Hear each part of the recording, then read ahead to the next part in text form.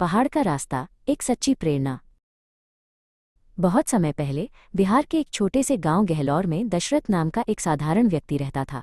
उसका गांव एक विशाल और ऊंचे पहाड़ की छाया में बसा था। ये पहाड़ गांव वालों के लिए एक बड़ी बाधा था, क्योंकि शहर जाने के लिए उन्हें इस पहाड़ के चारों ओर मील तक चक्कर लगाना पड़ता था। दशरथ रोज इस पहाड़ को देखता और सोचता कि काश यहाँ से कोई सीधा रास्ता होता। दशरथ अपनी पत्नी फाल्गुनी से बहुत प्यार करता था। फाल्गुनी रोज दशरथ के लिए दोपहर का खाना लेकर पहाड़ के कठिन रास्तों से होकर जाती थी। वे दोनों साथ बैठकर खाना खाते और अपने भविष्य के सपने बुनते थे।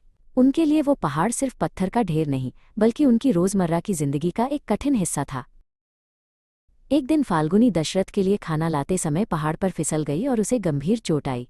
पहाड़ के कारण रास्ता इतना लंबा था कि दशरथ उसे समय पर अस्पताल नहीं पहुंचा सका। उस दिन दशरथ ने अपनी सबसे प्यारी साथी को खो दिया। उसका दिल टूट गया, लेकिन उस दुख ने उसके भीतर एक अटूट संकल्प को जन्म दिया। दशरथ ने तय किया कि जो उसके साथ हुआ वो किसी और के साथ नहीं होने देगा। उसने एक हथौड़ा और एक छेनी उठाई और पहाड़ की ओर चल पड़ा। उसने अकेले ही उस विशाल पहाड़ को काट कर रास्ता बनाने का फैसला किया।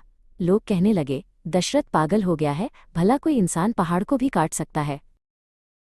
गांव का एक व्यक्ति रामू दशरथ के पास आया और उसका मजाक उड़ाने लगा। रामू ने हंसते हुए कहा, दशरथ, तुम अपना समय बर्बाद कर रहे हो। ये पहाड़ तुम्हारी पीढ़ियां बीत जाने पर भी नहीं हिलेगा। लेकिन दशरथ ने अपना सिर नहीं उठाया और बस इतना कहा, जब तक तोड़ेंगे नहीं तब तक छोड़ेंगे नहीं। साल बीतते गए।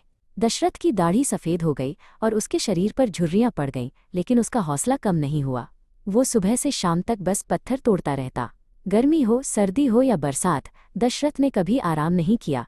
धीरे धीरे पहाड़ के बीच एक छोटी सी लकीर दिखने लगी थी। एक छोटा लड़का, अर्जुन, अक्सर दशरथ को काम करते देखने आता था। एक दिन अर्जुन ने पूछा, बाबा, आप थकते नहीं? आप ये सब क्यों कर रहे हैं? दशरथ ने मुस्कुराकर अर्जुन के सिर पर हाथ रखा और कहा, बेटा, प्यार और मेहनत में वो ताकत है जो पहाड़ों का सीना भी चीर सकती है। मैं ये रास्ता तुम्हारे भविष्य के लिए बना रहा हूँ। 22 साल बीत गए। वो दिन आखिरकार आ ही गया जब दशरथ की छेनी ने आखिरी पत्थर को 2 टुकड़ों में बांट दिया। 360 फीट लंबा और 30 फीट चौड़ा रास्ता अब पूरी तरह तैयार था।